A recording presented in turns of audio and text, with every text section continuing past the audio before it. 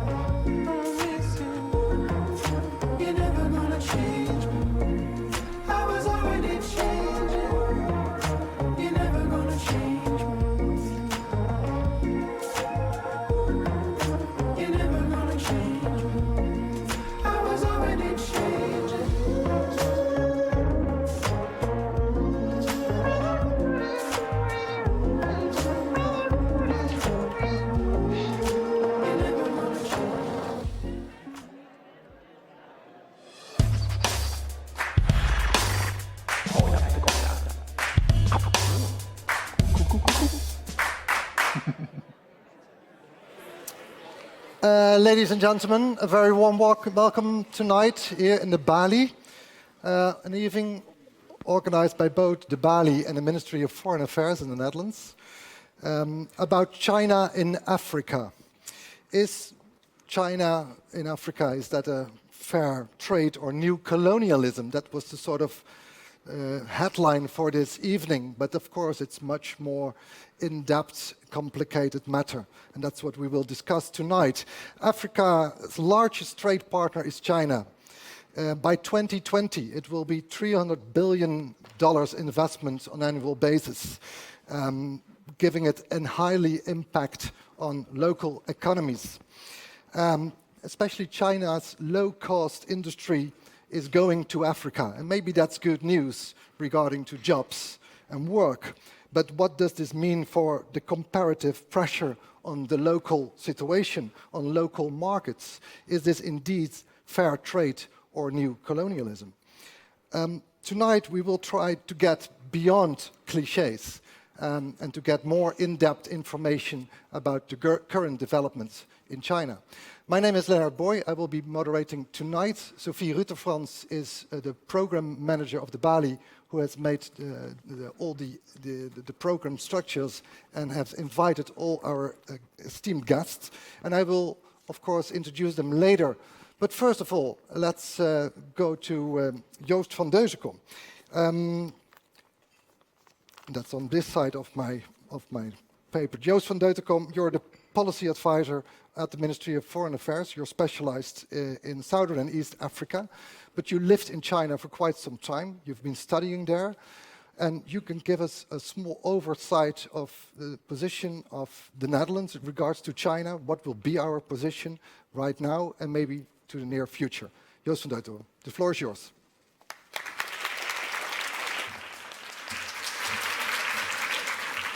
Good evening. Thanks very much. 2 years ago, I came back to the Netherlands after studying in China for quite a while. And one of the most interesting things when I was there was this deep sense that China is now a world power. And this is quite pervasive in everyday life. I started a course in IR, and the title of the course was China's International Relations in the New Era. Well, why is it the new era? Because China is now a world power in the new era. That was basically the message. And this message is everywhere. It's in the media. It's there when there are international summits, and the air is cleaner because there are many international leaders who come to visit. It's there in the speech of Xi Jinping in the last Party Congress when he said that China has stood up under Mao against the world. It's grown rich under Deng Xiaoping, and now it's become strong. It's this political message that that under the new leadership, China has become strong and a new world power. And Africa is central in this message. You see this when you're at a university campus, like I was, and there are many African students who speak much better Chinese than you do through government scholarships. But you also see it in examples like a film, like Wolf Warrior 2 is the most successful Chinese film ever, and it's about a Chinese hero in a fictional African country. Lung Feng is fighting the rebels in the Civil War. He's fighting the rebels who are supported by Western American mercenaries, but he's much stronger than them. And the Chinese embassy is a friend of the people in this fictional country, not just through economic investments, but also through medical aid and the feeling of friendship, especially compared to the Western mercenaries, of course. But there's also this, apart from this message that China is a friend of Africa, there's this message that China is now a muscular, strong country that can stand up for its own interests, that can evacuate its citizens when it has to, that will protect someone with a Chinese passport, no matter what, and that can intervene when necessary. And these two contradictory images of, on the one side, a benevolent Chinese global power or a more muscular nationalist version, this raises the important question as to how should we view China's role in the world. And when I came back to the Netherlands, I was very surprised that no one really seemed to care so much about it. Obviously, there was very little public, say, political debate on China's role globally, especially compared to how it is now. I think in the last 2 years, this has changed quite dramatically. One expression of this, of course, is the policy paper of the Netherlands, A New Balance, right, which does take into account, which reflects that many of today's global challenges cannot be fixed without China. This is true in Africa as well when it comes to economic growth, infrastructure development, climate change, security, whether it's peacekeeping missions, which China contributes the most personnel to of all P5 members, permanent members of the UN Security Council. Now, whether it's votes in the UN, whether it's the discussion whether China is exporting political norms, all of these issues in Africa, I think China is a factor that cannot really be fought away. But the question remains whether this is a partnership of equals, whereas African agency in all this. I mean, of course, China is not the only partner interested in Africa. We saw the Russia-Africa summit a few weeks ago. There was the summit in Japan with many African states this year. You have Turkey, the Gulf states, you have questions about how you should view Chinese power, but also as to how African states are responding to all this attention. And whether this is a win-win cooperation, mostly in economic terms, or whether there are political strings attached. And thankfully, I'm not the one replying to these questions tonight. But I think tonight's discussion reflects the importance of these questions. So thank you very much for coming and enjoy.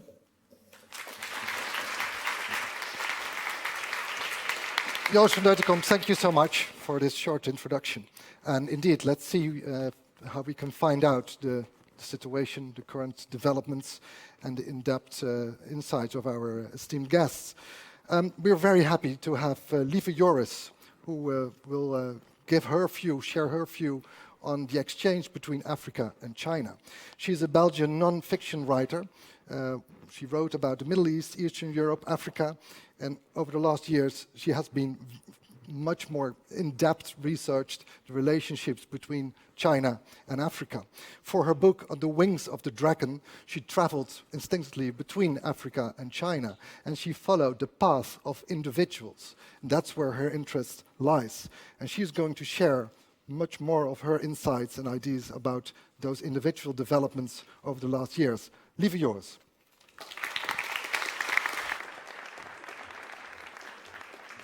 Thank you. Good evening.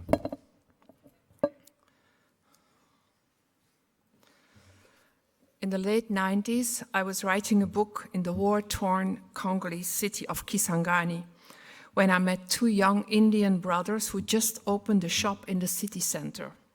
It was a modest shop with basic necessities such as rice, sugar, milk powder, and matches.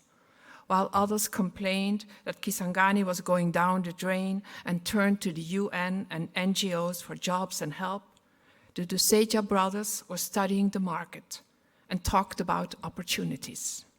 Soon enough, they were importing motorcycles made in China for the diamond and gold diggers in town.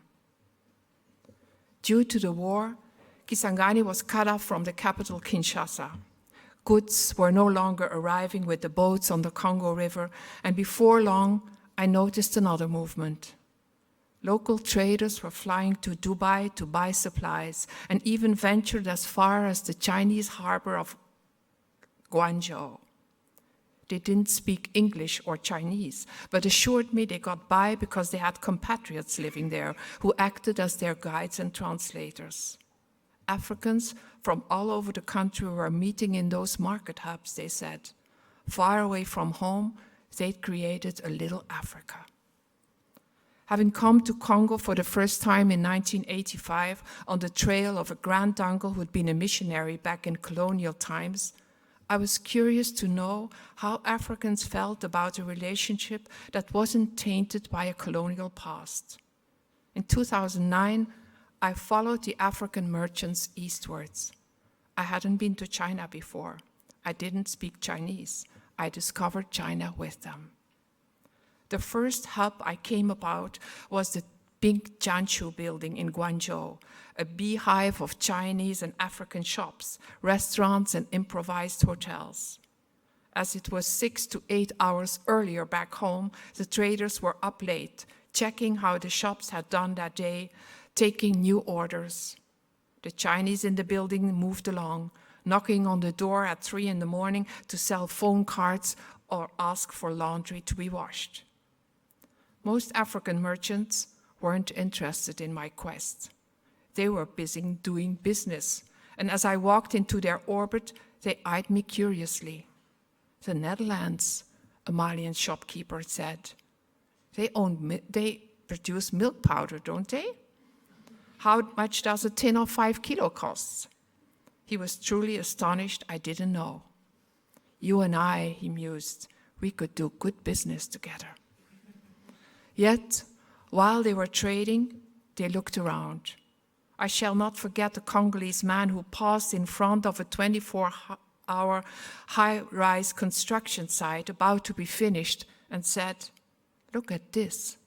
I passed by here less than a year ago. At that time, it was just a hole in the ground." In Beijing, I met African students, diplomats, and artists.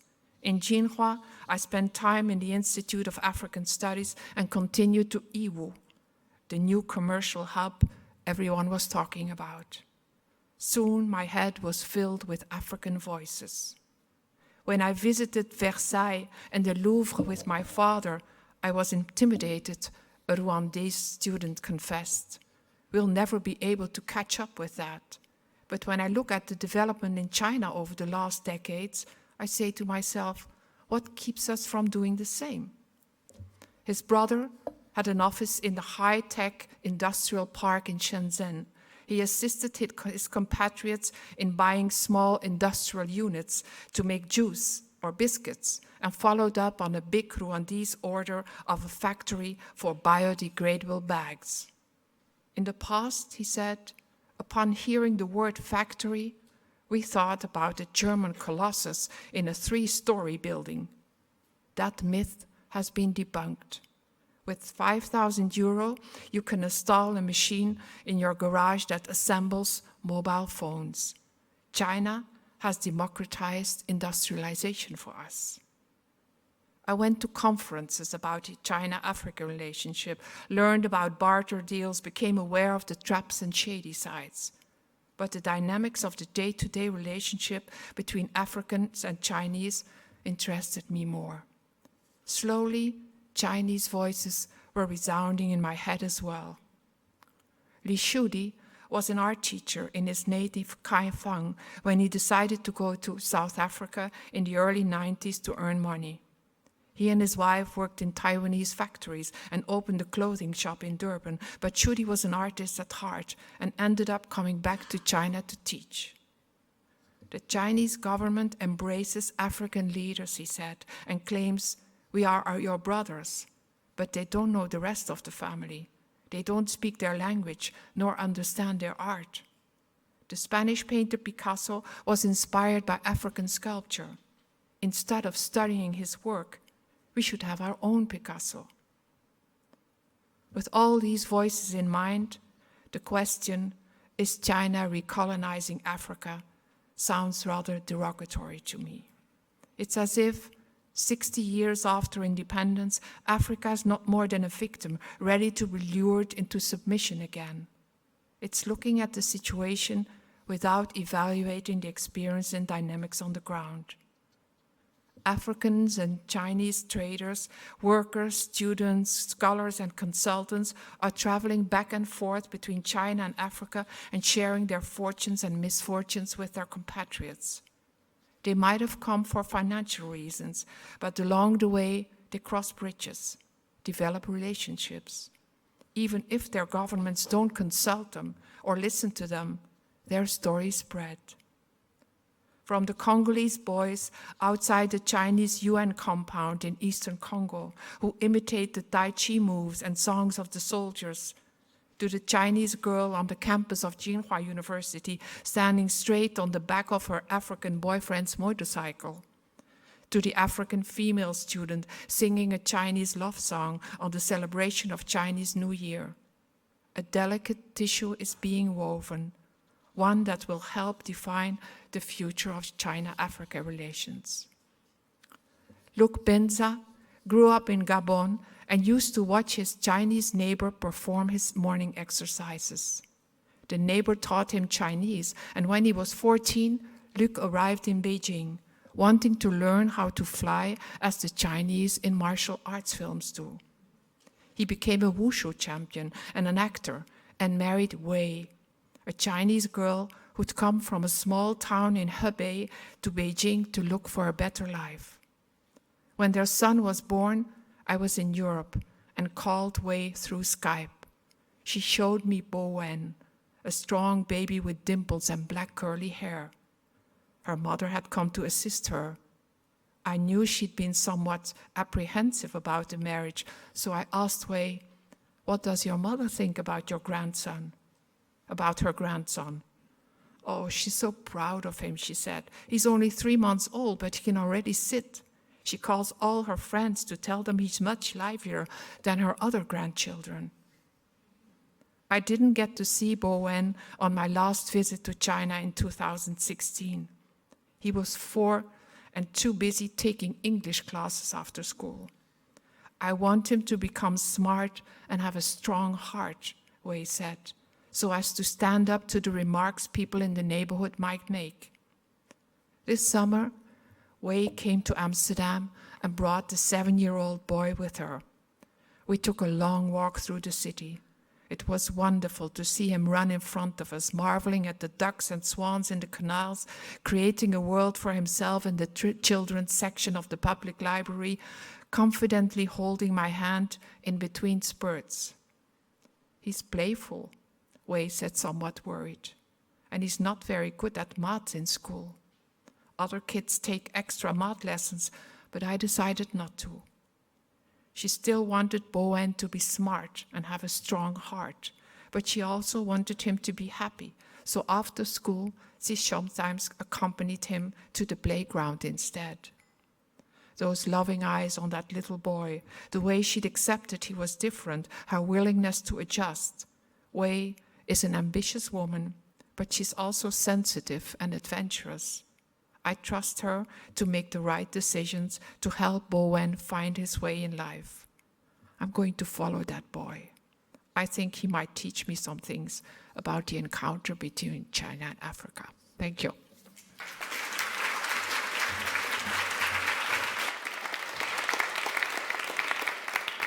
Lieve Joris, thank you so much. A delicate tissue is woven.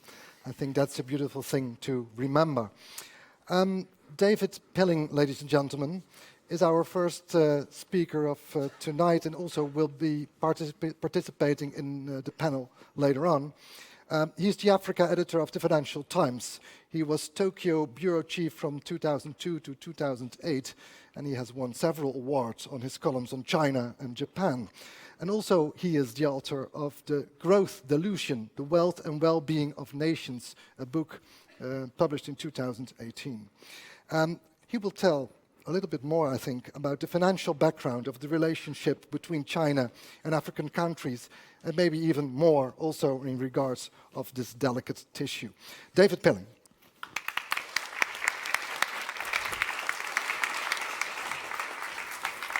Thank you so much. I'm very impressed that you've all turned out. I hear you've paid 13 euros, and with 4 or 5 speakers, I guess you need about 2.5 euros of wisdom from me, so I will do my very best. So I used to be the Asia editor of the Financial Times.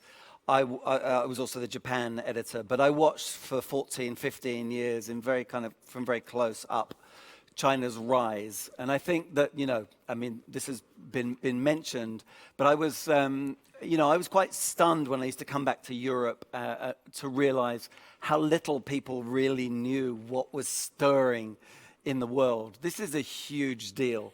China has a $12 trillion economy. That's measured in dollars. That is 4 times the economy of all of Africa.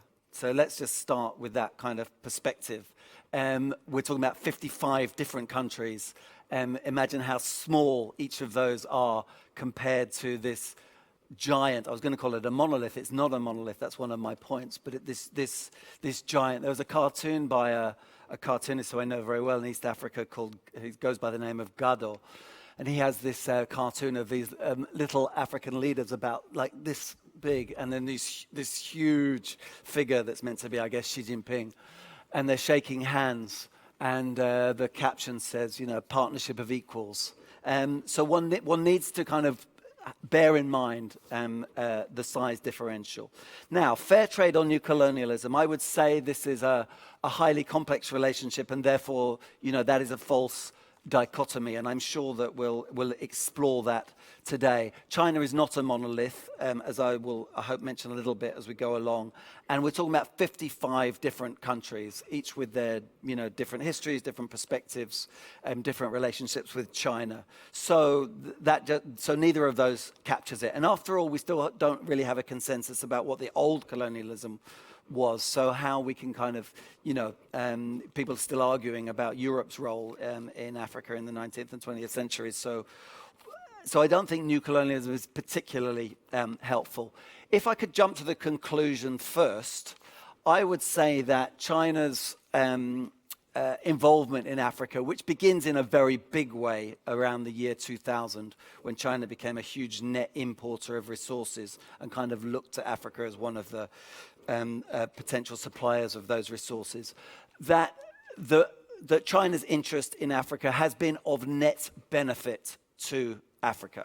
So that would be my starting point and also my conclusion. Now, that doesn't mean there's not a whole hell of a lot of issues, a mess. It doesn't mean that China doesn't that it cares less about human rights abuses than maybe some Western interlocutors with China, that it cares maybe less about the environment, that China will offer money, no questions asked, and that can fuel corruption. All of that, there's some truth in all of those things, although one should not paint Western dealings with Africa in any kind of pristine light at all. There's a lot of murk to go around. So this idea of, China more murky than, I would treat that with suspicion. Anyway, my conclusion is that it's of net benefit. Let's go back to the year 2000 when China really became involved. Had 40 years of African independence. This had more or less been a disaster. These countries had become independent with great kind of hope. A lot of them had fallen into very grim political situations, civil war, dictators, coups. Then the International Monetary Fund stepped in and told them all how to organize themselves, and things got worse. Much of Africa was in a pretty kind of bad state in the year 2000. Remember, Ghana started off wealthier than China in per capita terms at independence, and suddenly China's 20 times as rich. Something had kind of gone a little bit wrong. So 2000, China gets interested.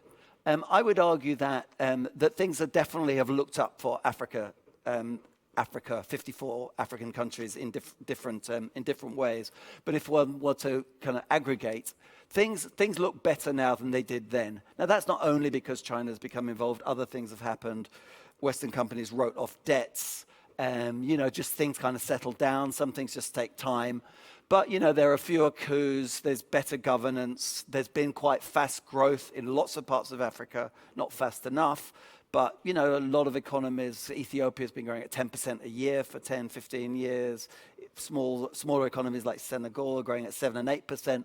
It's enough to kind of begin to be kind of visible and to begin to drag people out of poverty in some countries, certainly not in all. China's involvement in 2000, China had 10 billion trade with Africa. That leapt to 220 billion of trade. by about 2015. It's fallen a bit since then because commodity prices have fallen. In 2000, China's stock of investment in Africa was 2% of American levels. It's now 55%.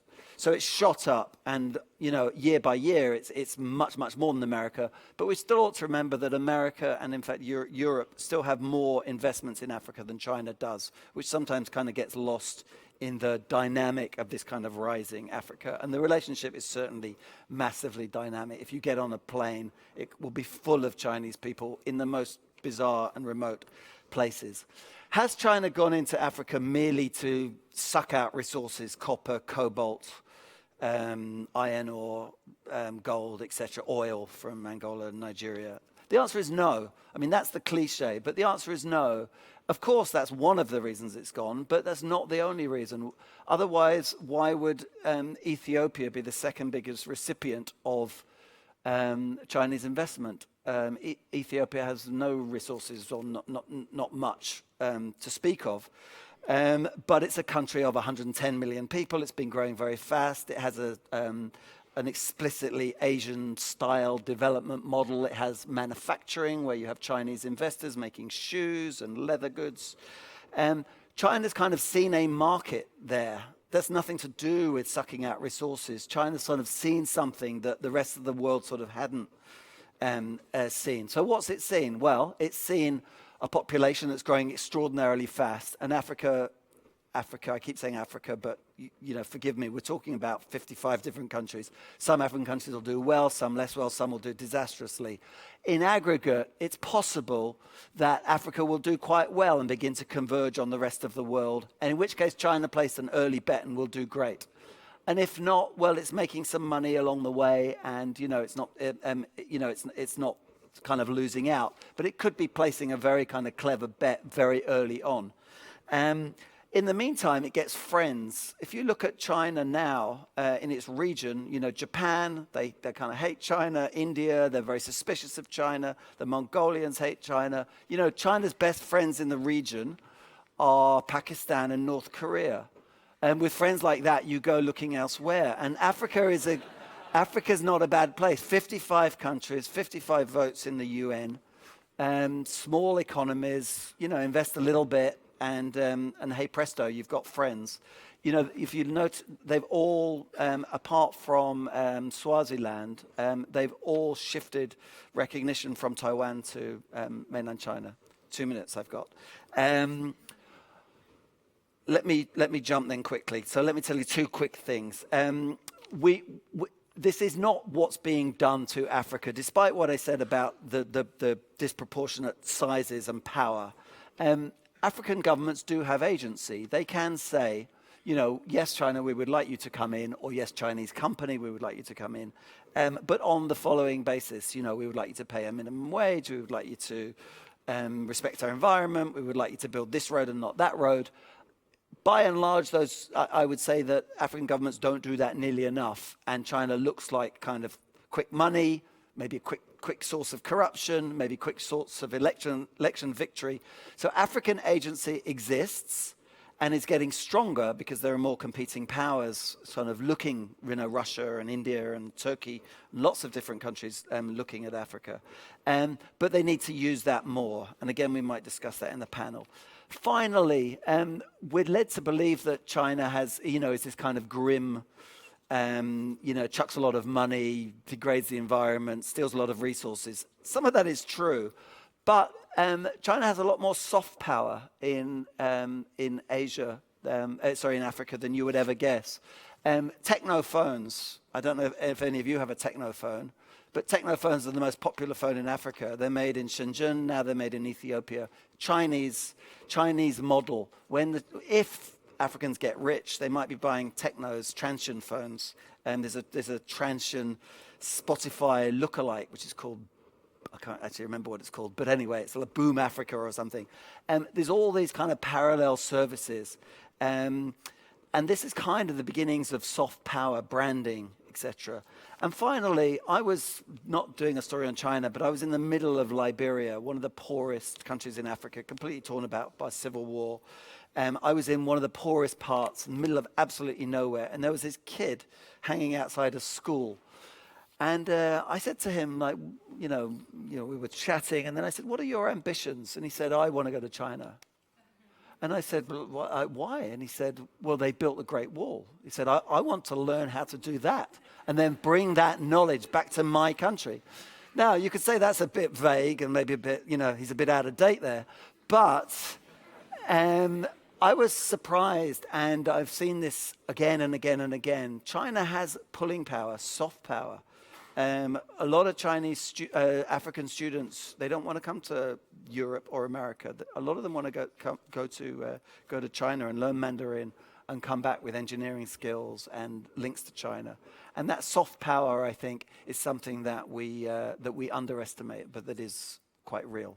I'll leave it there. Thanks very much.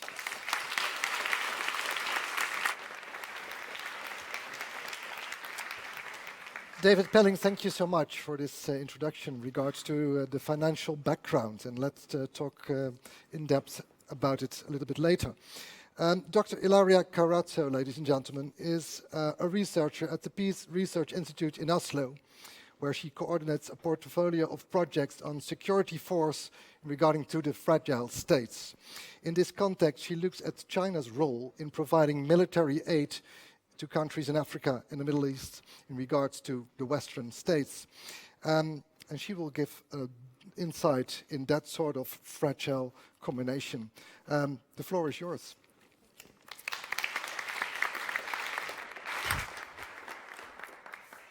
Thanks a lot for inviting me. It's great to be here. So much has been said already about China-Africa from a historical perspective, from a people-to-people perspective, trade and soft power.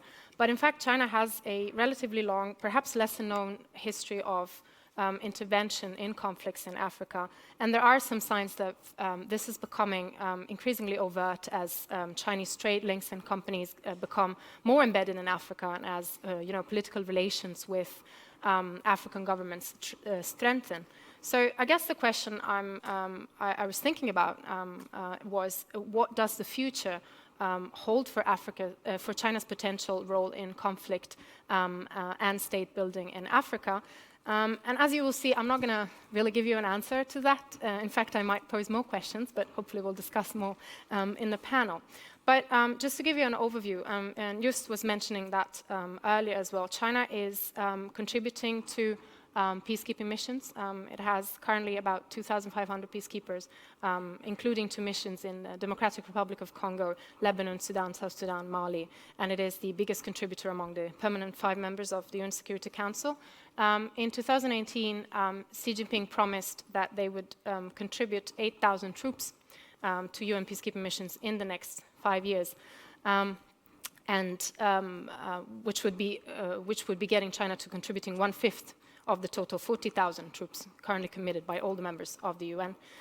China also pledged 100 million to the African Union standby force, and 1 billion, the figures are in US dollars, and 1 billion to establishing the UN Peace and Development Trust Fund.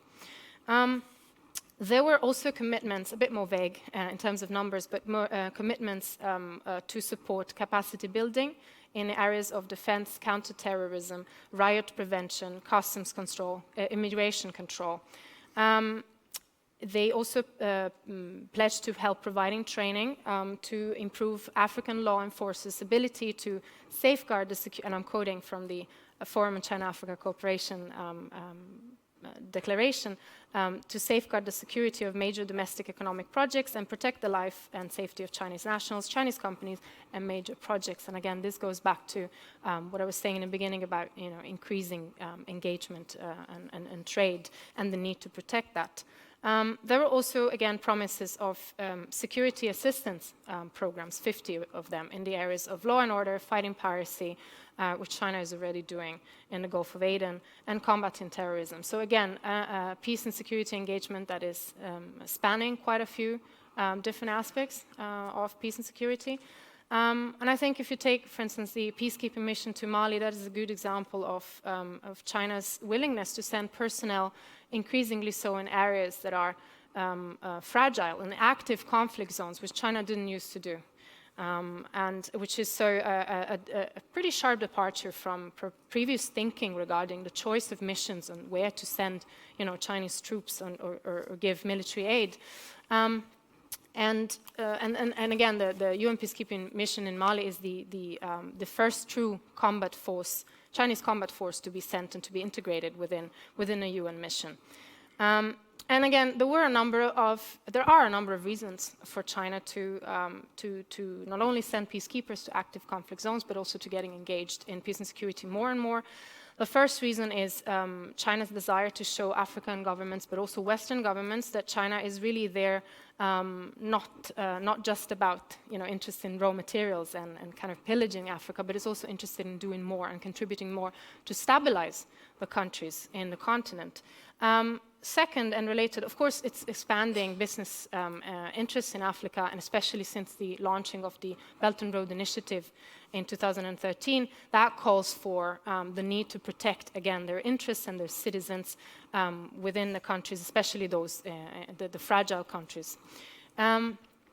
And also, which is a bit more of a technical aspect of this engagement, if you will, it's China is eager to getting their troops to get more experience and to actually learn how to operate in fragile environments. So then, how does this is all good in a sense, the willingness, to do more in this context. But what happens when China, because of its lack of experience in fragile countries, what happens when it goes into, again, what I call fragile environments? And here, I think the example of the Sahel, or the Northern African and Middle Eastern region, is a good one to have. And the reason why I'm making this example is because while in 2018, the total value of China's global investments and construction contracts actually fell by about 100 billion, again in US dollars, and while every region saw a significant decline in Chinese investment or construction projects, the Middle East and Northern African region actually ranked as the second largest recipient of investment and Chinese construction projects worldwide, only after Europe. And so last year, the region ranked ahead of traditional Belt and Road destination countries, such as or areas such as East Asia and Sub-Saharan Africa, and they received about 28 billion in new projects. So again, you see China getting engaged in countries, mostly the ones that attract more investments in this context are Egypt, the United Arab Emirates, and Saudi Arabia. Now, with the exception of Egypt, the list is kind of skewed towards regional oil producers. But then again, the interesting thing, as you look at more data, is that China is also getting involved in other regions or other countries in the region that are perhaps less obvious destinations, if you will. And I'm talking, for instance, about Mali. I'm talking about Senegal or Guinea even. And so China has been, since about 2015, has been announcing a number of projects, of construction projects and infrastructure projects in the region. For example, a renovation of a rail link between Mali and neighboring Senegal, as well as plans for a railway to be constructed between the Malian capital of Bamako to the Guinean capital of Conakry. So a number of, again, infrastructure projects in the area. And so then my question is, how does that work when, again, as I mentioned earlier, China lacks the experience in extremely fragile contexts. And already we're talking about a context where Western governments, despite billions invested in security force assistance, which is military training, train and equip programs, and also military missions, has already been, I wouldn't say necessarily failing, but it has been struggling. So what happens when a country which is new and inexperienced in this sense also operates in the context? And I'm glad I said, or at least I didn't promise any answer to if you go back to my question about what does the future hold then for China's engagement in peace and security, because the thing is that I personally only see a potential successful future of sustainability in terms of both investments, but also peace and security, if China started cooperating with Western governments that have been engaged, again, in fragile contexts, specifically in the Sahel, so Northern Africa and Middle Eastern region. And yet we see increasingly that these days there is a great power competition narrative going on, where it seems, if anything, more unlikely that China will, or Western countries will cooperate with China. So this is a bit, I'd leave it at that. Again, it's not an answer, it's, if anything, more questions, but hopefully we can discuss this more in the panel later. Thank you.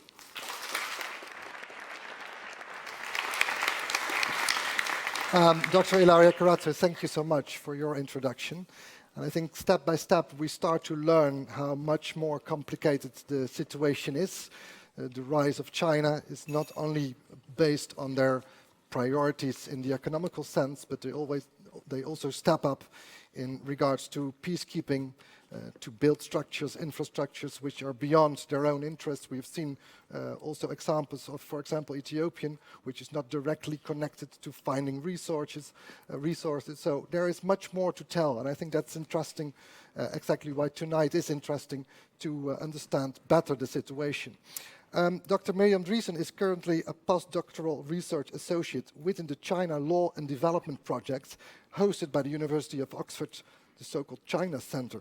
Is this financed by the Chinese, by the way, at Oxford? By the European Research. Right.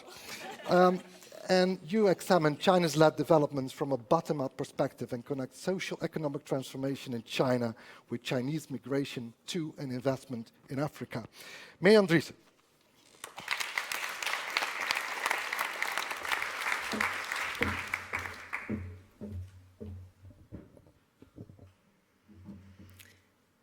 I've worked for nearly 10 years now on Chinese investment and involvement in Ethiopia. And about a year of time in total I've spent living in workers' camps, both Chinese workers and Ethiopian consultant engineers. And I spent days on end on the construction site. I shared meals, conversations, and experiences. And one thing that struck me most from this experience is the agency of Ethiopians. And I'm talking about state officials, but also bureaucrats and local workers. So as we already heard, China is often portrayed as the China-Africa relations as highly asymmetrical. And of course, this is reflected in a nomenclature. We say China and Africa. China-Africa relations rather than Africa-China, Africa-China relations.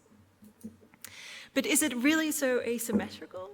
And this is the question that really has occupied me for a long time, and I want to tell a story, an incident that happened that really made me rethink the question of power in the Africa-China relationship. That was back in 2012 when I moved into a Chinese compound that was attached to an asphalt plant.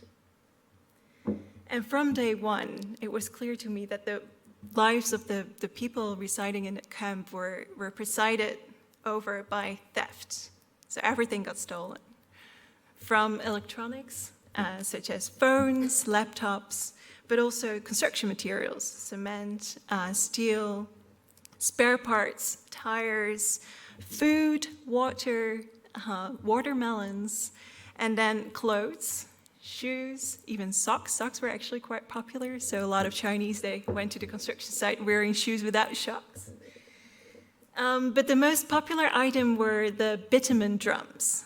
So asphalt is made from bitumen, and what happened was at nighttime, boys, young men would come, and they would hit little holes in bitumen drums and then top them over. They would come back the next night and take the drum and run away with them, whilst the bitumen had kind of seeped out during the day. And of course, bitumen is quite expensive and much more expensive than the drums. But the drums, they sold very well in the local market. There was another item that was more of a symbolic kind that got stolen, which was the door and the gate. So actually, so the camp I lived in, the gate got stolen twice. And this is, of course, an invitation to more thieves and theft. But these events really made me rethink the relationship and the question of domination, because who is dominating who? Who's resisting who? And are the Ethiopians resisting the Chinese? And especially because what happened was the slow transformation of the camp I lived in. The Chinese, they applied wired netting in front of the windows. They built another fence, a second fence, and they dug a trench around the compound, so it was like Fort China. So who was dominating who? And theft was just one mode of subversion. Local workers especially were constantly trying to challenge management. And I like to use the term subversion rather than resistant, because subversion comes from the Latin subvertere, if I pronounce it right, which means to turn from below or to turn from within. So what workers did is they used the concepts and terms of management that management used and used it against management on their own turf. So where Chinese managers would push casualization on the work site to extremes, local workers started moving from one Chinese company to another and playing the companies out against each other, driving the wages up, and the conditions became very, very rapidly, even in a period of more than a year that I stayed, improved quite significantly. Also in language, local workers adapted some Chinese words, such as 我操, 他妈的, 妈了个逼, which are curse words, and used them against management. But there was also, because often at the lower end of the corporate hierarchy, people don't speak English, neither on the Ethiopian side nor on the Chinese side, and so there was a pidgin that evolved on the construction site. And I got really interested in a pidgin because this pidgin is very different from the pidgins that arose in the colonial period, where you have one main lexifier language, such as Pidgin English. Most words of Pidgin English come from English.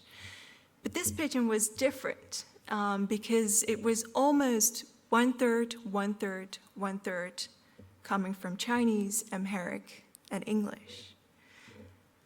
And I argue that that says something about power in a relationship. Of course, you can ask a question. These are all fairly small incidents. Can you really say that Africans have agency? But I think added up, they made the Chinese feel extremely vulnerable.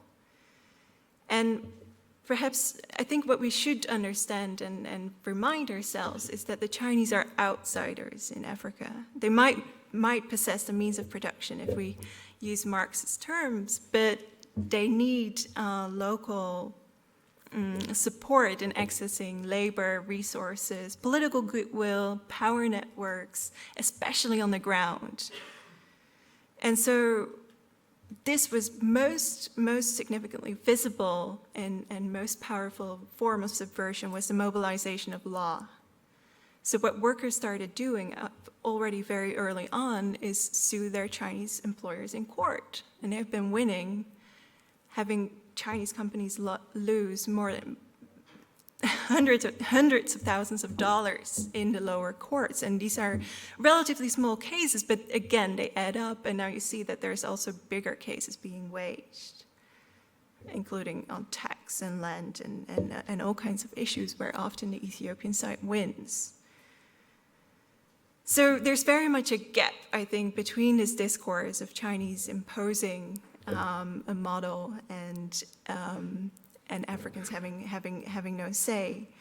And this is also what I discuss in my recent book, Tales of Hope, Tastes of Bitterness, this discrepancy also on the Chinese side of really wanting to help Africa, transform Africa, making it more prosperous, but the less rosy reality on the ground, and that's the reality of subversion.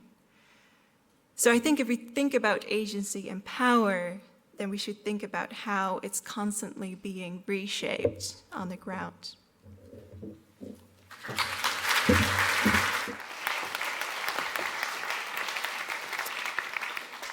Miriam Driessen, thank you so much for your introduction as well. And may I invite you all three to sit on the red chairs.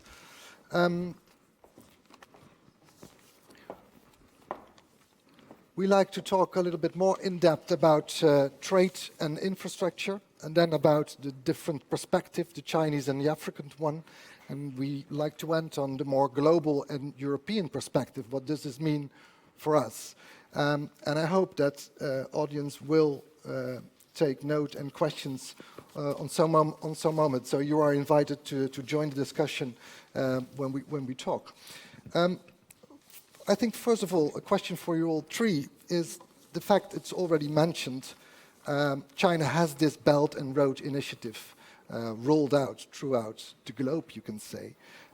They are investing in more than 152 countries in Asia, Europe, Africa, and the Middle East. But it's quite extraordinary that it's especially Africa that gets so much in the news in regards to this Belt and Road Initiative. Do you have an explanation? Why are we so focused on this particular investment in Africa? I'm not actually sure that we are. I mean, I spent a lot of time in Asia. I mean, there the big story was actually Central Asia. And Africa was seen as kind of the periphery, the end of the roads, you know, mainly the east coast of Africa. I think since then the definition of Belt and Road has just expanded, and it's a catch-all phrase. I mean, basically, Belt and Road is China investing a ton of money in the world in order to kind of, you know, benignly anyway, to replicate what, you know, what China's been able to achieve, and more, you know, slightly less benignly to kind of remake the world in its own vision, and to begin to bring some of the conduits, literally the roads and the thoroughfares to China, all roads leading to Beijing rather than to Washington or London or Brussels or whatever. I mean, maybe the Chinese investment in Africa looms large here in Europe, but that's actually not my perspective. I mean, for example, Sri Lanka was a you know, a real focal point, and then the whole string of pearls, which was actually a kind of an Asian focused part of the Belt and Road Initiative, which was seen to really have a kind of a military dimension. So I would think, I kind of think the question's a bit of a misnomer, maybe. All right. Ilaria? Yeah, I do agree with David, actually. I think the point is who is perceiving, you know, China and Africa being big, because I think from the perspective of security, it is probably perceived as more by European countries and perhaps the US, because they have been longer engaged in the continent, of course, and have been longer engaged in security. And so now that China is finally, you know, doing more of that, then perhaps it's been perceived as big. But again, I think it really depends on from where you look at the issue, rather than being generally. So you agree with David, if you compare it with other investments in other parts of the world, but particularly Asia itself, it's maybe not on the #1 list. No, it's not, definitely. And I mean, China's investments are bigger elsewhere. They're bigger in Asia, they're bigger in Southeast Asia, they're bigger in Australia, in Europe even. Yeah. So, yeah, again, it's really a matter of perception. Okay. Is it, Miriam? Is it indeed I'm afraid I agree too. But I think what is important to say is that the Belt and Road Initiative is often seen as a turning point. But the question, is it actually a turning point? I would say in Africa it's not, because nothing has changed, really. Maybe it's scaled up. But the projects that have been running prior to BRI, and now, they're the same. And so, I mean, there have been scholars saying that Africa has been a testing ground for other BRI countries because it was earlier, more active. But yeah, I do agree with you. I mean, one very quick anecdote. I remember some Chinese diplomats who were selling an investment, I think it was in Malaysia or somewhere, and they quickly had to change all their slides and put BRI on top of it, because basically everything had to fit into this. But the Chinese were investing before. Right. And they just rebranded it. So. Yes. Also, tagging on to this, I feel like a lot of investments now are being branded as BRI because it has to be branded as BRI, but perhaps they were going to happen anyway. You know what I mean? Like, it doesn't necessarily all relate to the BRI necessarily. It's just that it fits nicely into the current foreign policy. Hence, it's been branded as BRI. Right. But some of those investments were already, some talks on some investments were already in place since before the BRI was even a thing. Right. Just a question to the three of you again. I mean, if you look at the investments itself in Africa, is this now in majority still infrastructure, or is it beyond that? How do we have to perceive, how do we have to understand the sort of investments which take place? Miriam? Yeah, Chinese investment in the BRI countries is infrastructure-led. It is argued, but in Ethiopia it's quite complex because it's very diversified. Chinese foreign direct investment often goes to the manufacturing sector and other sectors. But infrastructure construction was, it started with infrastructure construction, roads and railways, but now it's kind of moving on and diversifying. Remember China, I mean, that's how China grew. This is the Asian model. You know, you need roads and ports and airports before you can kind of start. Once you've got those, then you do things a lot. So it's kind of interesting. For example, you can now travel all over the continent without ever leaving a Chinese road, which shows you how poor the infrastructure was before, partly. Now, these things are still kind of a mayhem and a mess. So there's a company which is kind of the Uber of trucks, called lorry systems. There's a few of these around. Lorry systems where you dial up a truck and you say, you know, I want this truck now. But rather than just booking a truck, what you're doing is you're booking a truck that happens to be in the area when you need that truck, much like an Uber, which begins to kind of make sense of what is still kind of messy physical logistics. Who's invested in that company? A big Chinese investment firm. So what's going on? You know, so they're beginning to kind of move to the software. And again, you know, this company I mentioned, Transsion, Huawei, of course, a company that's now banned from doing business in the US and in parts of Europe. You know, they've sort of wired up Africa, and along those wires, you know, people are sending money from mobile phone to mobile phone with the whole, you know, mobile money system, and on top of that, other services, home delivery. Sorry, please. Yeah. I mean, if you think about the spillover, it makes sense that infrastructure was the first sector that Chinese got involved in, because infrastructure construction sector in China was saturating, and so a lot of companies were looking for new projects. Still, China was in growth mode in terms of producing materials, machinery, but also engineers from colleges. And so that was the first, especially roads and railways sector that really was pushed out. So I think it's important to look at both Chinese-led development in Africa and Chinese development in China, right? Because there is a very close connection, and that comes back to infrastructure construction. Ilaria, do you recognize what Miriam says, that the Chinese plans are still vulnerable in a way, that there's sort of an, undecided position right now? It's still a sort of balancing act between the Chinese influence and the African one in regards to trade and development. Yeah, I mean, I was going to say something, sorry, but jumping back to the infrastructure, because what both of you said made me think, actually, that going into the future, the Chinese physical presence is still going to be a thing, but the digital presence, if you will, the non-physical infrastructure, I think is also going to play a bigger role, if anything. And I mean, you mentioned the phones, Huawei, of course, and this whole issue of for instance, a surveillance system being sold now by Chinese companies to African governments. And so I think that that is, and again, it kind of goes back to the vulnerability issue, that is another sphere where we will need to look in the future, not so much about the physical vulnerability of, you know, the infrastructure projects, and what I touched on in my speech earlier about, you know, the need to protect the citizens and the interests physically, but now also increasingly so in the digital, non-physical network, if you will. And do you think the Chinese are just that vulnerable on that level, in regards to the vulnerability, in regards to the more,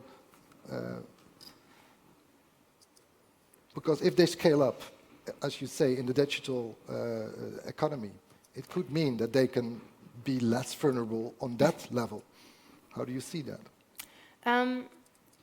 I think it's a difficult question if you look at it from that perspective. I think what would worry me more than the vulnerability is like how this technology and how this digital sphere is used. Because if you look at how it's been used within China, for instance, at the domestic level, and whether, and so I guess I see the vulnerability in how this model of, again, for instance, surveillance and digital presence of the state and the government and the party, is it going to be exported as such? That's of course where I'm curious about, because we talk about sort of the steps. Okay, we start on the ground, on the infrastructural level.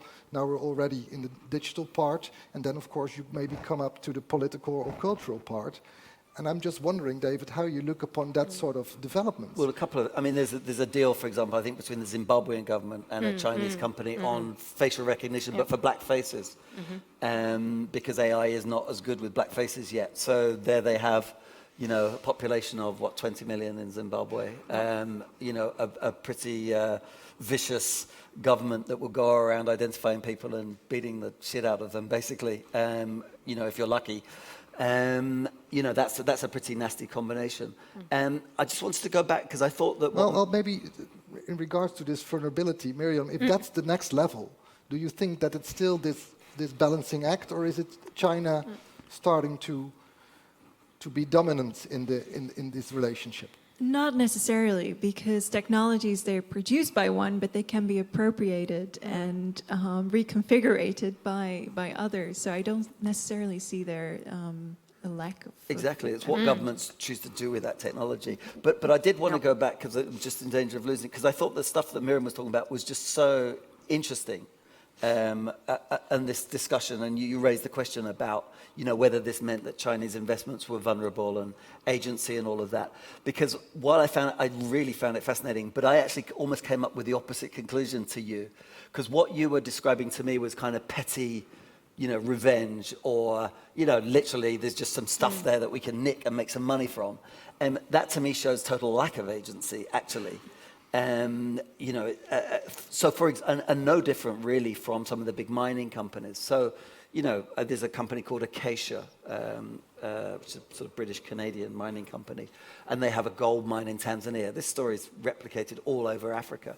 So, someone discovers gold, but it's in a village. So all the people are kicked out of the village, and then it's given to a foreign company that then employs a few locals and sucks out tons of money, for shareholders in London or wherever, and the government will get a bit of tax maybe or whatever, or a few kickbacks. And of course, the people who do not benefit at all are the people who were sitting literally on a gold mine before, and they're reduced to going in at night and trying to steal a bit of gold shavings or steal a shovel or whatever, and then they're shot. And so but to me, that is the total reverse of agency. But I think that you have the beginnings of what could be agency. So, for example, there were 2 studies done by SOAS, one in Ethiopia that you're probably aware of, and one in Angola, where they looked at Chinese employment practices, because there's this idea that the Chinese companies are much worse than European companies or American companies, that they employ only Chinese labor, that they really cheap labor, they don't train. This study basically found that this was not true. That the Chinese pay comparable wages, that they train comparably. But what is true is that governments were quite poor at using China, the willingness, in a sense, of Chinese companies to adapt to local conditions. They didn't set sectoral minimum wages, for example. They didn't say, now you've got to train our workers so that next year we have a Kenyan foreman or an Ethiopian foreman, and the next year maybe we'll have 3 Ethiopian foremans, and the next year maybe we'll use our steel piping that's made in Ethiopia. Governments are quite poor at doing that. That's the beginning of agency. So, Ilaria, do you agree that indeed? Sorry, do you agree that there is in a way not a real strategy with the local politicians in regards to the Chinese possibilities? That it's maybe that's maybe the real lack of building the cooperation.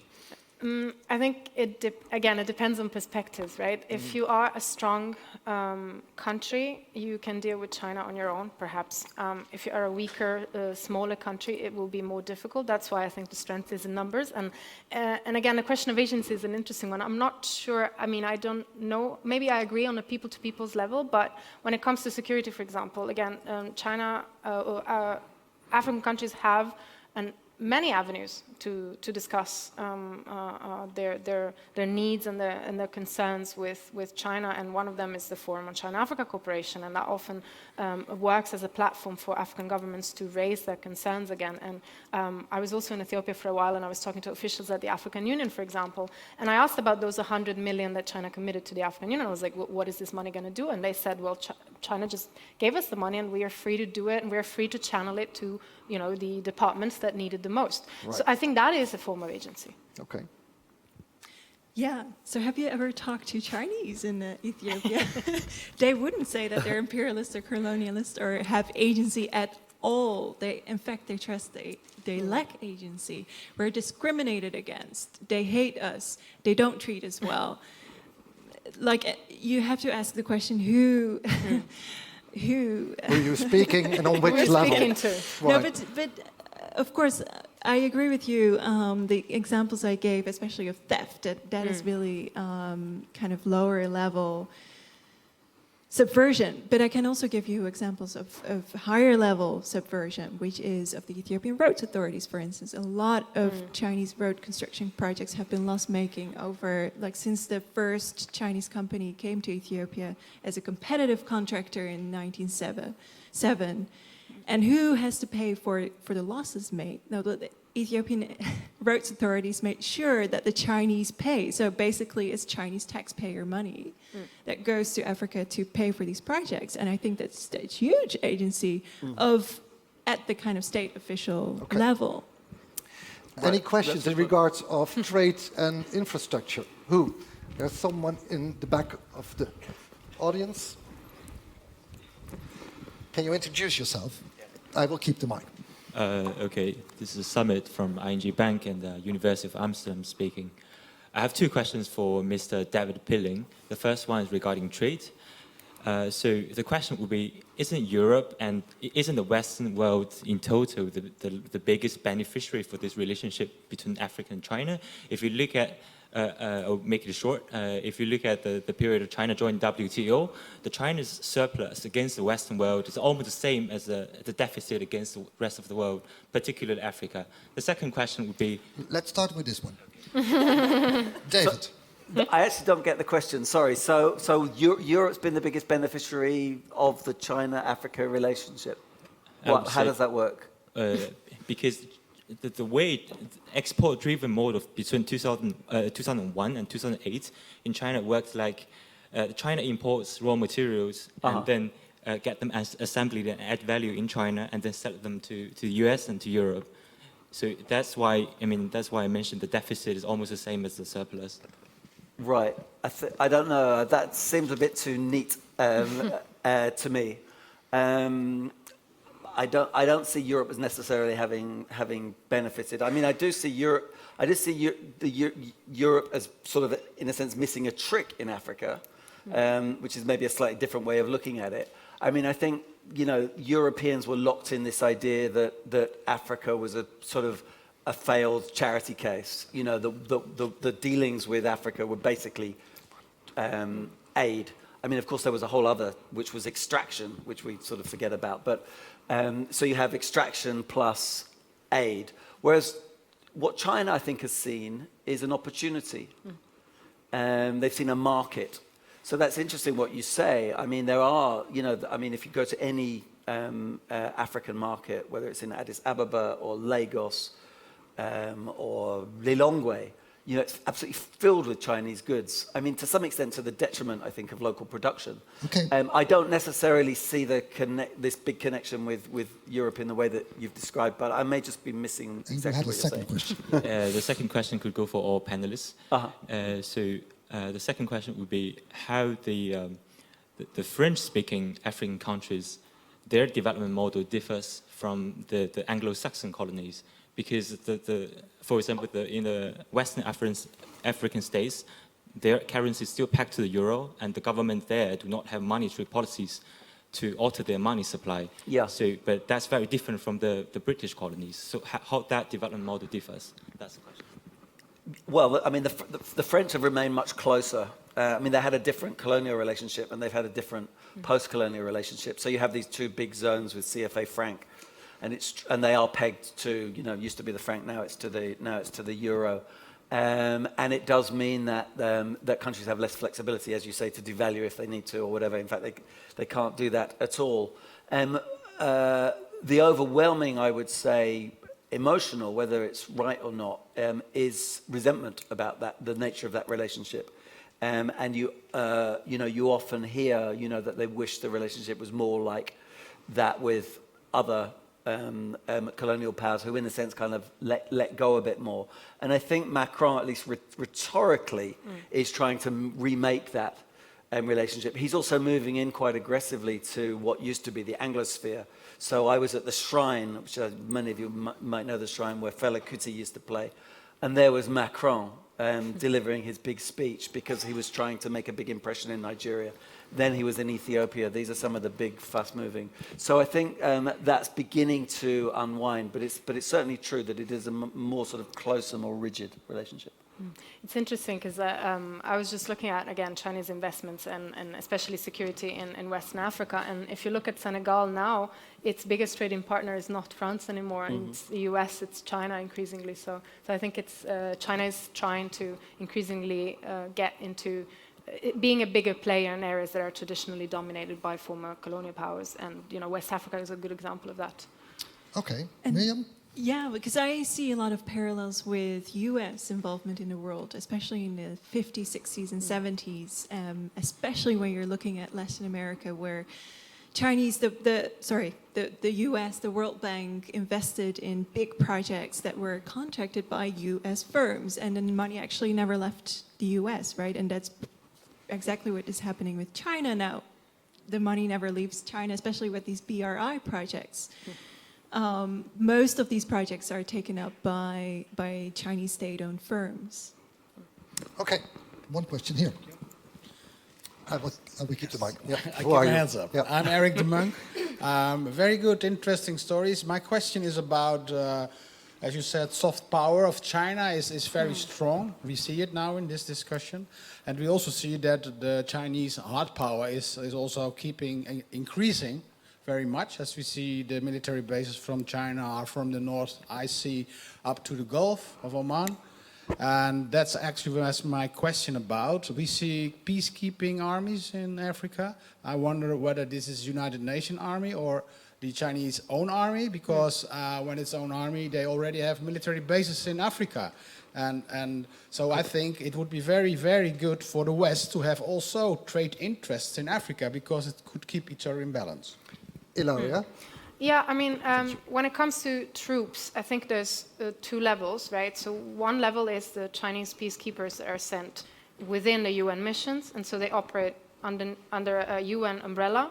And then only recently, actually, I think it was 2015, if not 16, the PLA, the People's Liberation Army, was for the first time authorized by the Chinese government to act abroad, which again wasn't, even carrying weapons, which wasn't allowed until too long before. So I think we're increasingly seeing that playing onto these two different levels. What I think China tends to prefer is to always have the UN umbrella in terms of peacekeeping, because of course it makes it easier for China to play with the others as well, and not being blamed individually, not being singled out as responsible for something, or as responsible for enacting security or protecting citizens or what have you. But increasingly so as well. I think that what I was talking about earlier, the drive to protect its own citizens, means that we're also seeing Chinese private companies, for instance, going into Africa to operate and to provide security. Okay, Ilaria, I think we're already in the second part of our discussion. This is really about the perspective. How do the Chinese see their actions in Africa? How do perceive Africans this sort of actions? And what do we need to describe this sort of actions? I think, first of all, for all of you, it's sometimes said this is the sort of neo-colonialism. After the West, it's now China's turn. You already mentioned that's not the case. It's much more complicated. It's not that sort of same sort of influence. You were talking about the vulnerability of China. But Miriam, how would you then describe this sort of actions of China? I think it's important, as David also said, to define colonialism. What is actually colonialism? Because we're talking about new colonialism all the time, but do we ever define it? And I think there's three components to colonialism. The first being a foreign presence, the second, possession of territory, and the third, domination. Now, if we talk about the presence, and I'm an Ethiopia specialist, there's about 30,000, 40,000, it's unclear, but around that number of Chinese nationals in Ethiopia. If we look at the Netherlands, I think 65,000, maybe more, right? So, which puts things in perspective, because we have 110 million people in Ethiopia, and you know what our population is. Then possession, of course, you could argue the leases with the main ports, Piraeus in Greece and other ports in Sri Lanka, and you could argue these leases are a form of possession, and they do strike a parallel with very early European colonialism, where the VOC goes out and also establishes ports, builds roads, railways. So there are, but then real possession, is that really the case? And then domination, as you heard from my talk, I don't think that is the case. David, how do you look upon this? I think the term new colonialism is not helpful. I mean, occasionally I've described this new scramble for Africa, but it's always in quotation marks. I mean, the thing that, if you talk to anybody in Africa, what they will always stress is, we are not a venue to be played upon. Maybe we were, unfortunately, but those days are gone. So now we are governments, people with choices. Now, I mean, because we're being, that we have suitors. We have, the Europeans, the Americans kind of went to sleep, but they're now coming back quite strongly, and we could talk about that. But they've recently increased the agency called OPIC. Its budget, it was going to be scrapped, and then they doubled it to 60 billion. So America's kind of, quote unquote, back. You've got Turkey, you've got India, you've got Brazil, the Gulf states. There's all these countries that are interested for various reasons. So what African governments are saying is, well, so what do we do with this? We can, if you've got lots of buyers, then we can, bid up the price or bid down the price if the Africans are buying. So there's that perspective. Then, of course, I think it's very important to realize that, many of these governments, even the elected ones, the so-called elected ones, are not exactly democratic. They don't exactly represent the interests of their people, certainly not always. Sometimes they represent the interests of themselves. So you have these interlocutors that might be, a government of varying legitimacy, in a fairly opaque process with a foreign government, let's say China in this case, that has a lot of money and resources, etc.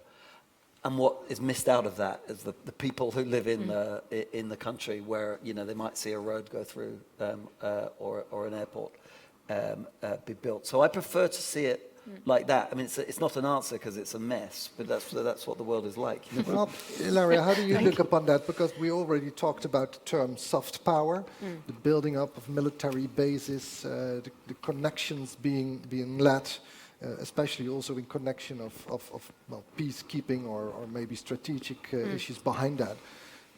How do you see that? I think I also don't think that neocolonialism is a good depiction of the situation, but when it comes, and it kind of brings me back to something that Miriam said earlier, like what I'd like to think about in terms of power and agency, it's also about who controls the narrative, right? Because it's easier to see it in numbers when it comes to trade, when it comes to business, when it comes to even security, but I think what China has been really successful in doing is controlling, in a way, the narrative that's been told about how the relationship between China and African countries has been built. And so, like again, in the Forum China-Africa Cooperation, it's all about we're friends, we're all developing countries, we come from the same background, we come from the same background of being colonized by Western countries, and that has been really successful, more at the political level perhaps than at the people-to-people level, and that I definitely agree with you. But it has been successful in building an image of China as a friend, really, as a common bearer of the global South banner, and so then if you can control that narrative, then again your soft power is pretty strong, and even when it comes to security, it helps in saying, okay, we're actually not coming into your country to intervene militarily, but we're coming as a friend who supports you. And interesting that more African leaders turn up to FOCAC, which is this thing every other year in Beijing. Actually, it can move between, but anyway, it moves between Beijing and other. Than turn up to the UN. So there's the friendship a little bit stronger, so to say.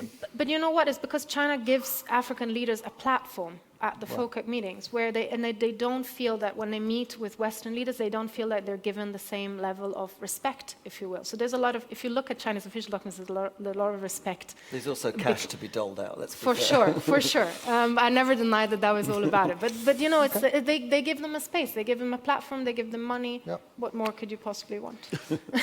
You already pointed out that it's also wise to look at the more individual level, and you already said, have you asked the Chinese? I think one of the interesting questions in regards to the perspective is, why do so many Chinese individuals go to Africa? What do they seek there? Yeah, I usually talk about 3 levels of engagement: on the state, the company, and an individual level. And I think what is really interesting is, and it's one question that also has driven most of my research, what drives so many Chinese men, at the beginning it was mostly men, to Africa. And I've linked that back to socioeconomic change in China and demographic change. Because the men I met in Ethiopia working on these construction projects were often men, male, single, and were looking actually for a wife or to marry, not an African. The idea was definitely to go back, but because of the demographic, the situation of the skewed sex ratio in China, especially in these rural regions where many of these men come from, there is this norm that a man owns a house before he can marry, and sometimes it really makes a difference if the man owns a house, then he actually can marry in other ways, not in a country where marriage is still universal. So marriage is very important, and so for them, it was really a way to earn a higher salary. They could earn up to 3-4 times the salary they could earn in the same sector at home to make quick money and buy that house and get married. Of course, plans change when you're abroad, and what you see with this group of men, and this is a particular group of men coming again from rural backgrounds. Some of them have worked in the construction sector in China, who are now kind of stuck between China and Africa because they have been able, with this higher salary, to build a better life for themselves, a middle class lifestyle, but the only way they can maintain that lifestyle is by staying in Africa. Because if they go back, the construction sector, as we talked about, has slowed down. There's no employment for them.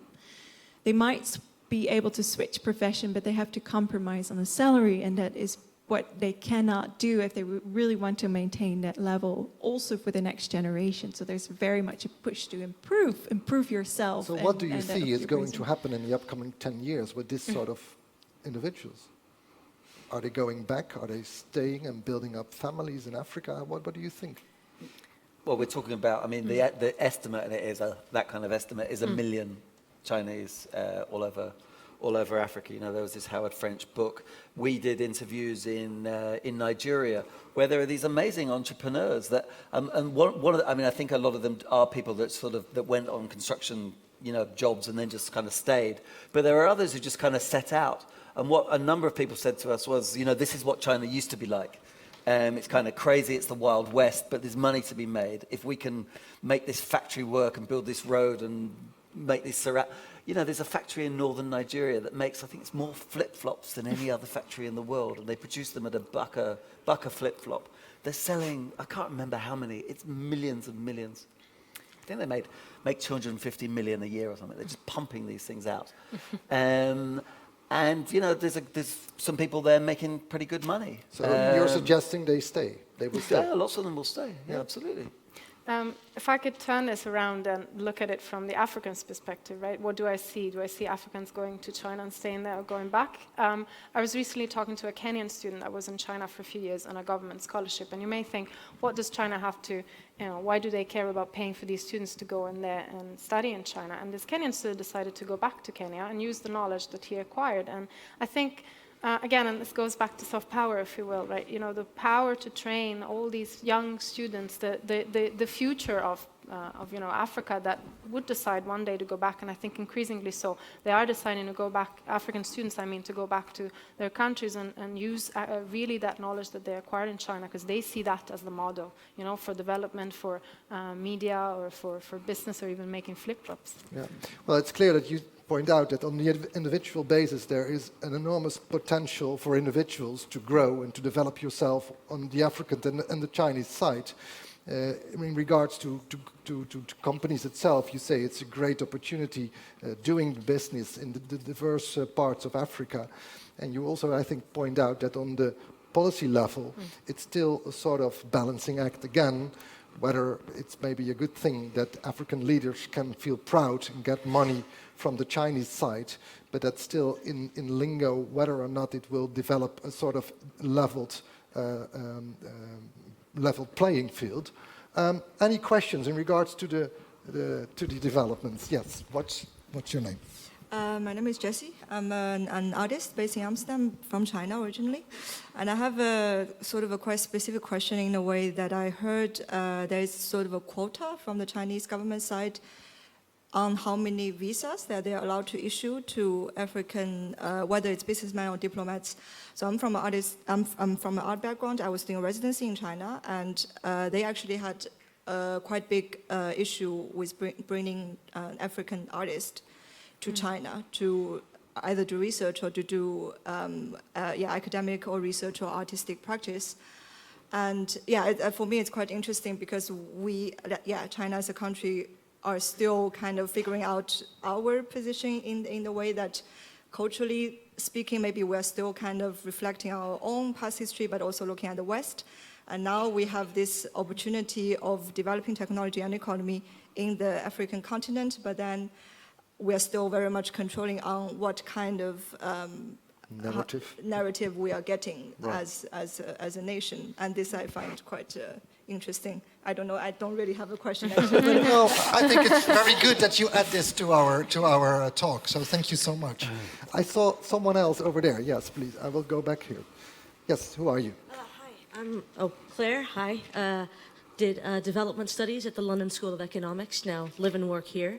Actually, it was kind of based on her question as well, but earlier you were talking about what is colonialism and talking about soft power and taking up territorial space, but also thinking, how about cultural space? What cultural space have you encountered in any of your travels to South Africa, and what kind of influence does China have in terms of culture on the African interesting question.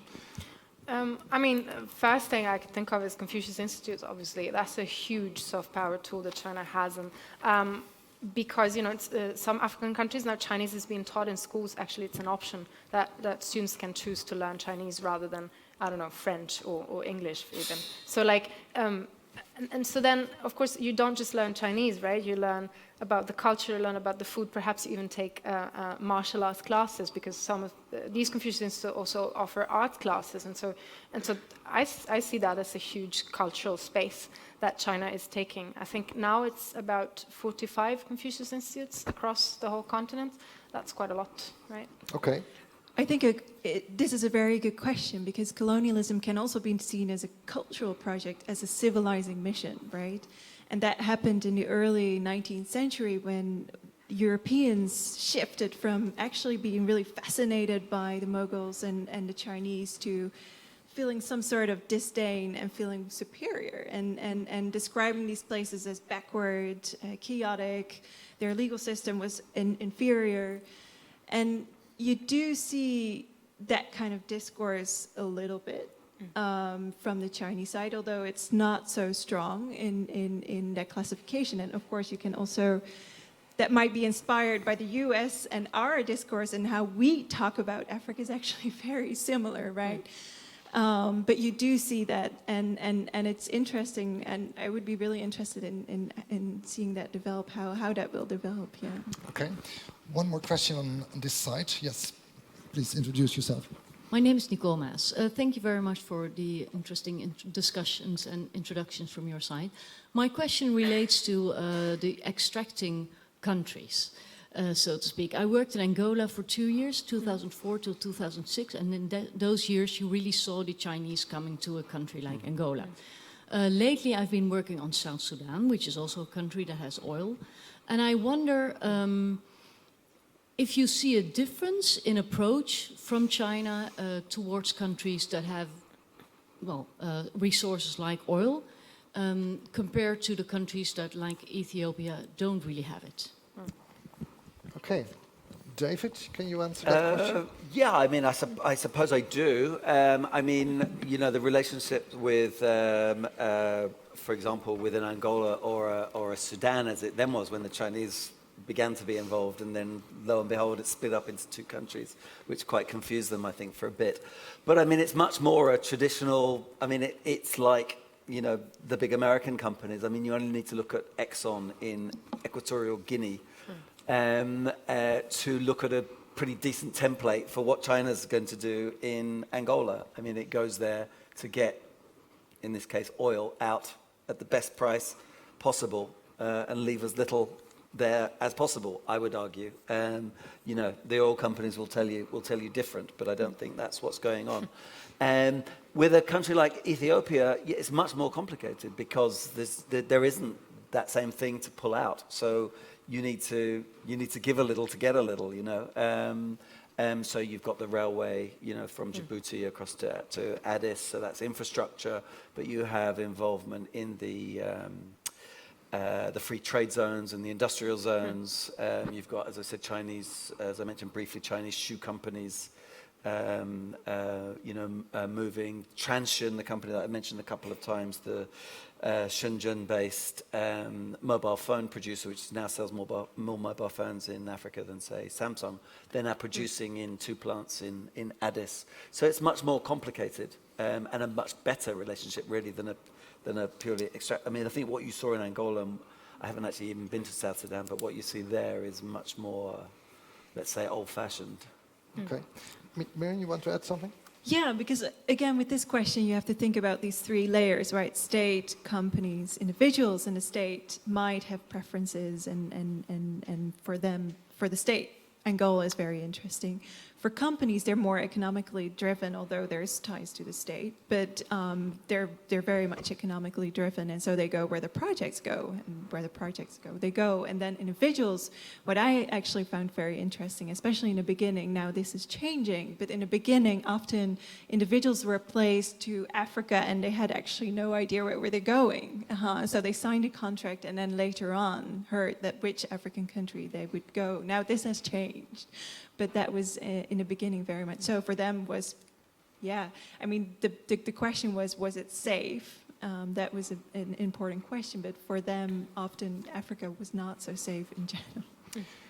I think the last 10 minutes we should really focus a little bit more on what does it all mean for the European Union, and maybe on a broader perspective, the old-fashioned West. All those developments which have been sketched so far, Ilaria, what does this mean on the more security level? Is there any sort of strategic change needed from out of the perspective of the old-fashioned West, so to say? Okay, so if you look at it, again, from the perspective of what I called earlier security force assistance, which is the kind of train and equip, which speaks to the more preventive diplomacy level, say, rather than intervene militarily, let's try and fix the situation before and prevent conflicts from happening, right?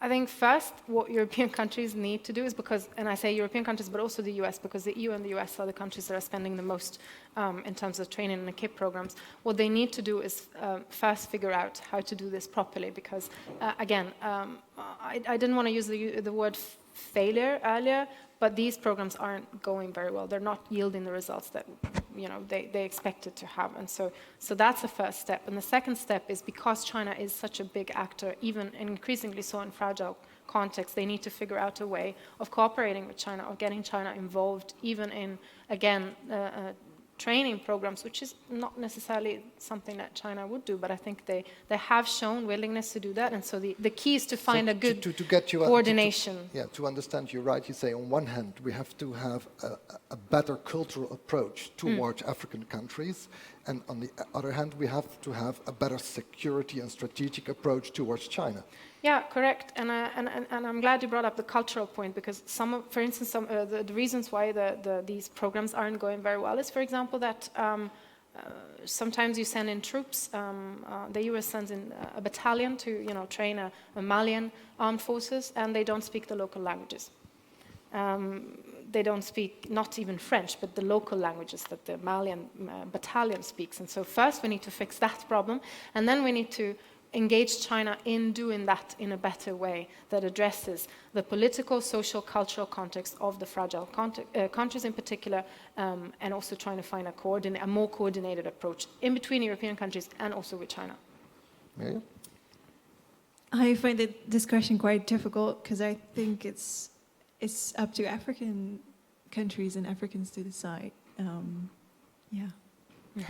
No, that's a beautiful thing to say. On the other hand, we see, of course, for example, the intervenence of Russia in certain conflict zones. We see the intervenence of the United States. It's quite likely that China could take that role in the upcoming decades. So that means something for our position. I mean, what I meant more is that actually I feel really ashamed to have us three Westerners talking about this topic. Well, that's a little bit late. But the question of, I mean... We're almost closing. Colonialism also says more about us than anyone else, because what China is doing in Africa, it calls development assistance. Okay. David? I mean, it's important, a couple of things, and I also find the discussion a bit, I mean, I'm not going to give advice to Europe. I don't even kind of really know what that means, and someone who's about to depart Europe anyway, not of my, I voted Remain. I don't really have much say at all, do I? A couple of sort of starting points. One is that this idea of Chinese non-intervention is very important. I mean, it's not purely rhetoric. It's partly rhetoric, but it's not purely rhetoric. So one of the Chinese biggest selling point in Africa is we will not intervene. You want a road, we'll build you a road. You want us to do this, we'll do that. You don't want us to do that, we won't do that. You want Sudan, you want to split the two countries, fine, we're not going to invade or Juba or whatever. We simply talk business. Yes, and that's quite attractive too. You'll hear a lot of African officials sort of say, look, if you're doing business with the Europeans, you've got to fill out this form, you've got to do this study, you've got to do that. The Chinese will just build it. Now, you can see merits and demerits in both of those approaches, but from the point of view of an African official or an African government, there's something quite attractive in the way that the Chinese do very effective business. Yeah. Right. So that's one starting point. The other is that obviously Europe, last time I looked at a map, is a lot closer to Africa than China is. And therefore there's lots of different issues that arise from that. One, of course, being immigration. And I think that Europe views the African continent too much through the prism of there's lots of poor people that want to come over here. The danger zone. And what China has done, and the new kind of card it's brought to play, is it's seen an opportunity. And in seeing an opportunity, it's actually, helping, I would argue, net. Remember, not net, on balance. It's helping to kind of begin to help fulfill that opportunity. I don't want to be too romantic about what China's doing. But, some countries are growing, and they're growing partly because they now have roads that don't just go from mine to port, which is all the Europeans ever built. Because they weren't really interested in developing the countries, no matter what their rhetoric was. And then so you had it may be Europe blessing in disguise. What is a blessing in disguise? The Chinese intervention, building the roads, the economical developments, because I then think it's people a blessing stay. in the open air. I mean, it's not a blessing in disguise. I mean, if you build a road that people drive along, and you can then begin to think about, look, farmers don't grow stuff in Africa because it rots in the field if they do. So why on earth would they bother to grow much? Right. They'll grow what they eat. Yeah. You first of all need a road network, then you need refrigeration, then you need electricity. You need all these things. And that just had not been happening until the Chinese turned up. Right. It's not happening fast enough or well enough or methodically enough now, but it is kind of beginning to happen. Okay. And that's an important change. Okay, questions in regards to the situation towards the West or the European Union.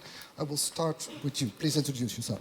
My name is Paul Jaeger, not affiliated to anybody or any organization. So you speak for yourself. Thank you. Myself, yes. But I would like to hear the panel's thoughts on, let's say in a decade, the geopolitical influence that China will have. And like Mr. Pilling just mentioned briefly about the 55 countries equals 55 seats, for instance, in the UN, and how that goes. And I would like to say, should Europe be worried? Should the US be worried? Should anybody be worried?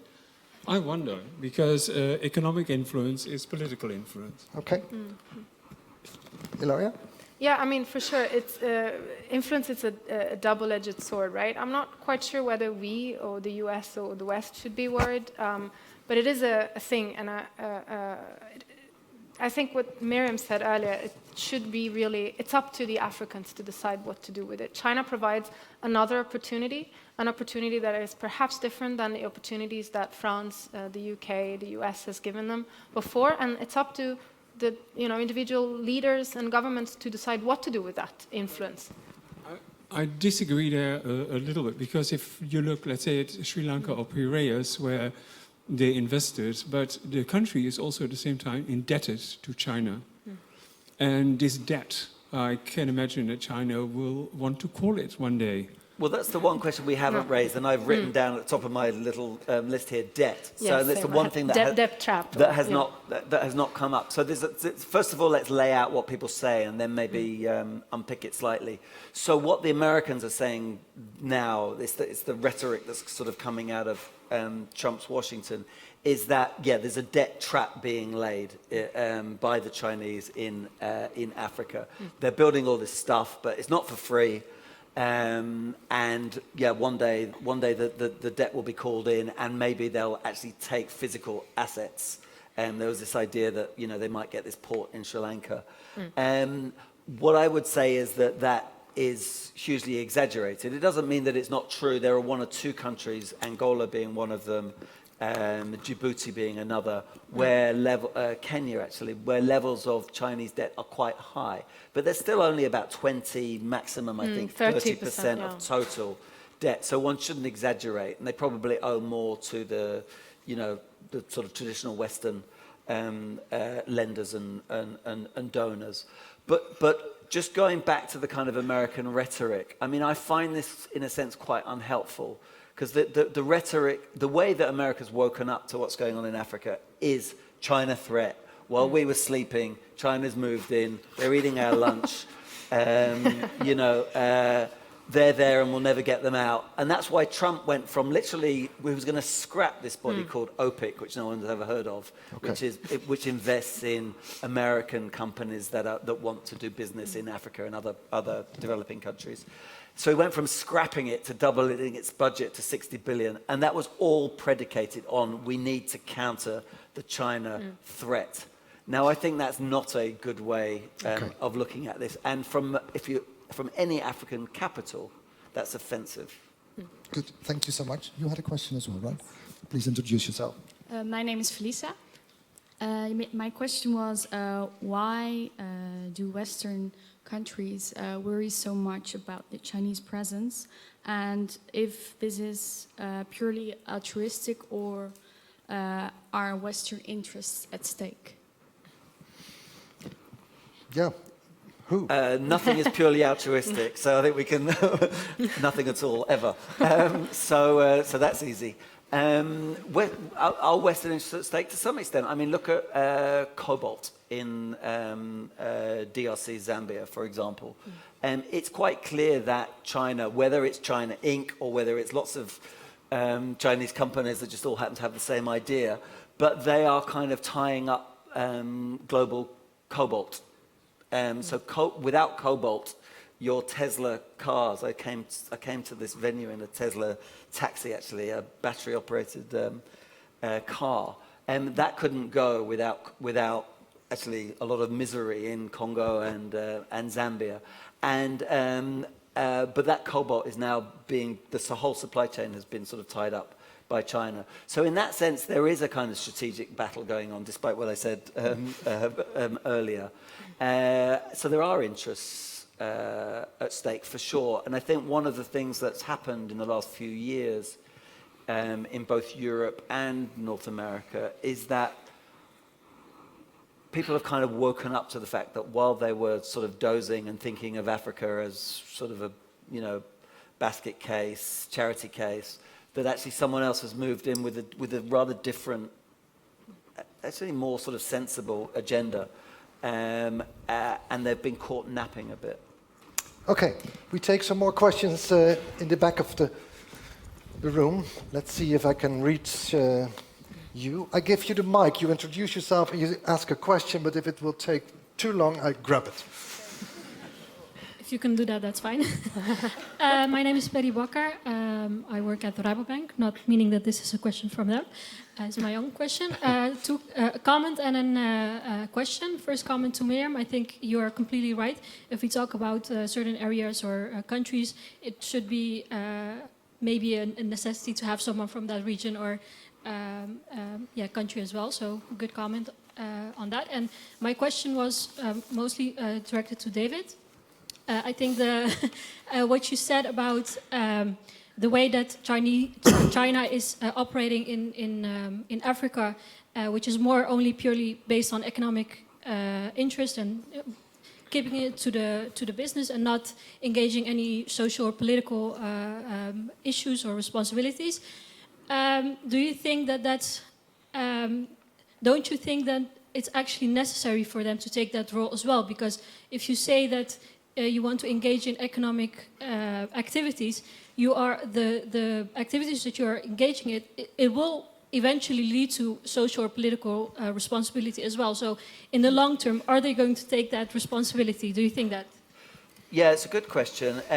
So, for example, while I can often sound, quite critical of, say, America or Europe's involvement in Africa, but for example, PEPFAR, which is I can't remember what the acronym stands for, but it's the president. It's basically when antiretroviral drugs against HIV became affordable after huge amounts of campaigning, Bush stepped up to the plate, George W., and said, we will pay for antiretroviral drugs. And millions of Africans today are on those drugs, and they are paid for basically by American taxpayers. And as far as I can see, it's a wholly good program that has contributed not only to people being alive and families being alive and all sorts of things. And I've met many of them and interviewed many people. I could tell you very interesting stories. But economically as well, this was in danger of really kind of... But Ilaria, I think what the question is about is that if you start on the economical level, the next level would be automatically political and in the end maybe military, because you have to defend the economic, what you have been building. I mean, I think I'd like to go back to the idea of influence, actually, because, again, it is very, very true that China strategically uses its economic presence and increasingly its military presence, again, for strategic purposes and to gain influence, and I mean to get motions backed in the UN by African countries, which it has just done now, as a matter of fact, in terms of human rights. But then, again, what's the alternative? Do we not engage China at all? Do we not try to bring it on the same level? Or do we not even try to have a conversation with it? It's such a big player, not just in Africa, but elsewhere. It's just impossible not to deal with it. So I think, personally, it would be better and more strategic even of us and also the Africans to rather try and build a productive, sustainable dialogue with China. I think what you have been commenting on and give us insight about is the fact that it's very simple for us Europeans and maybe in the West as a general idea that there are more seats on the table. We are not alone anymore. China is moving up in a way, empowering the African countries, use their pride and their position, use their economical investments, use their political strategies. They listen maybe better to the local situation than the West have ever done before. And it's something I think we have to get used to. That's the main, I think, conclusion of tonight. You better get used to it. The times are really changing. And of course, there's always the question of what this mean for us on the strategical level. It's a good point, Miriam. Ask the people themselves. We will do in the next program. But tonight was meant to give the first insight in this very complex matter. I will thank you very, very much for brightening up this debate, this talk. Also, Lieve Joris, thank you so much for your column this evening. And thank you for coming all. Give them a very big hand. Thank you so much.